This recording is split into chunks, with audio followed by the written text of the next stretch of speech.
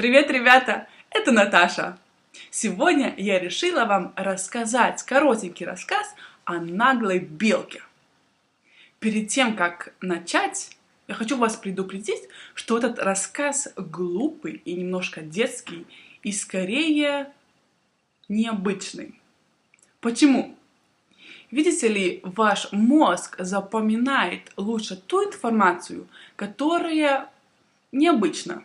Немножко вот какая-то другая, странная информация. Я хочу, чтобы ваш мозг работал постоянно, чтобы он на протяжении всего видео пробовал бы понять, что я говорю. Потому что обычно бывает так, что вы смотрите какое-то видео, и ваш мозг понимает в первую минуту или первые 30 секунд, он еще работает, он пробует понять, что это такое, что это за информация. Но через некоторое время, вот 30 секунд прошло, и ваш мозг думает, да, это я уже слышал, это я знаю, и он понемножку отключается. И получается так, что вы слушаете видео, да, но уже даже не помните, о чем это видео было, потому что пока вы слушали, ваш мозг думал о чем-то другом, о том, что вам сегодня еще надо сделать, что вы будете делать завтра, что вы будете кушать на ужин и так далее. Я надеюсь, что ваш мозг удержит внимание, и вы будете помнить все прекрасно, что вы сегодня услышите. Пока я буду рассказывать рассказ, я также буду задавать много вопросов. И очень важно, чтобы вы пробовали ответить на эти вопросы. Не нужно пробовать отвечать длинными какими-то предложениями. Нет, этого совсем не надо делать. Просто отвечайте «да» или «нет». Вот вы услышите вопрос и сразу же отвечайте «да», «нет».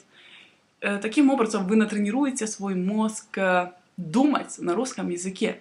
Сейчас ваш мозг, скорее всего, когда вы слышите что-то на русском языке, перед тем, как ответить, вы переводите там все на английский язык. Чтобы больше не нагружать свой мозг ненужным переводом, тренируйте свой мозг отвечать на вопрос вот так вот быстро, и вы начнете думать на русском языке. Кстати, когда я буду рассказывать сам рассказ, то у вас будет возможность включить только русские субтитры.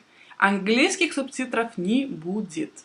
Почему? Я хочу, чтобы вы по-настоящему послушали, попробовали понять, что я говорю. Но я оставлю ссылку внизу в описании, и если вы пойдете по этой ссылке, вы найдете весь текст на русском и на английском. Так что, если вы по-настоящему не понимаете, о чем этот рассказ, то вы можете пойти по ссылке и прочитать. Послушайте этот рассказ не один раз, а больше, несколько раз, много раз. Слушайте этот рассказ один раз в день на протяжении целой недели. Тогда вы по-настоящему хорошо запомните структуру русского предложения, а также вы научитесь задавать вопросы, переспрашивать. Ваш мозг усвоит структуру вопроса на русском языке. Вы будете знать, как переспросить, если вы что-то не поняли. Да? Так что обязательно послушайте этот рассказ несколько раз. Повторение – мать учения. Так что повторяем, повторяем, повторяем. Давайте приступим к рассказу. Где моя книга? Где-то на краю света был густой, огромный лес. Какой это был лес? Маленький? Нет, не маленький. Это был очень большой, это был огромный лес. В этом лесу жила белка. Это была безумно красивая белка. У нее был такой длинный, пушистый хвост.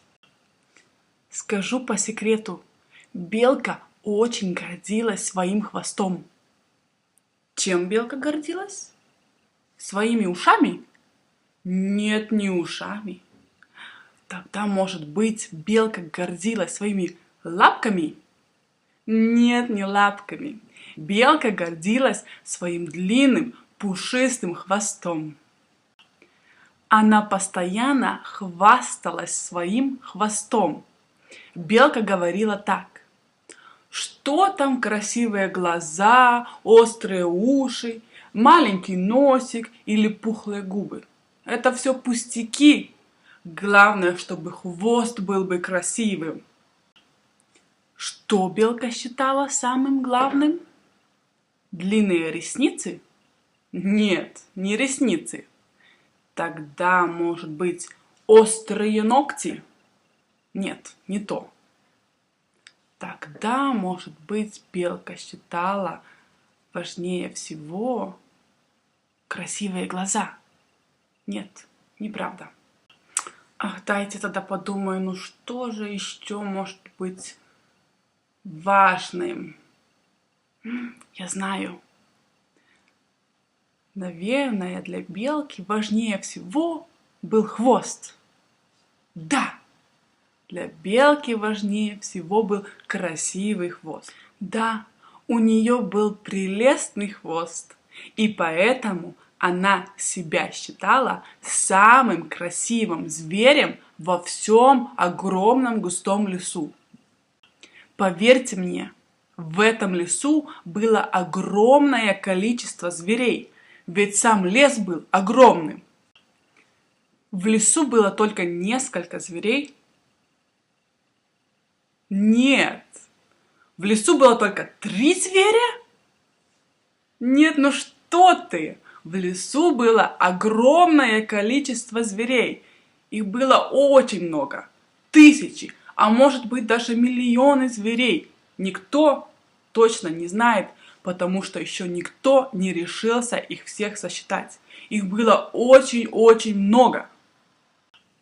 Все звери были дружными и хорошими. Они не обижались на белку, даже тогда, когда она хвасталась своим хвостом. Она говорила: «Посмотрите, какой у меня красивый хвост! Я красивее тебя, и тебя, и тебя! Я красивее всех вас! Я самая красивая в лесу!» Звери прощали эту наглость. Они не обижались на белку, они с ней соглашались. Звери говорили: «Да, белка, ты красивее всех, твой хвост сногсшибательный». Какими были звери? Злыми? Нет. Они ругались с белкой? Нет. Ну что ты? Они драли белку за хвост? Нет. Звери были хорошими, дружными. Они любили белку. Им было приятно видеть белку счастливой. Это все на сегодня, ребята. Я хочу поздравить вас с Новым годом и пожелать вам всего самого лучшего. Я надеюсь, что вы поставили перед собой много важных целей на этот год. И я также надеюсь, что одна из этих целей — выучить русский язык, наконец-то заговорить по-русски. Если вы тоже поставили такую цель, то мы с вами будем дружить целый год. Или вы не хотите со мной дружить? Давайте будем друзьями. Мы увидимся с вами в следующую пятницу, как обычно. Пока!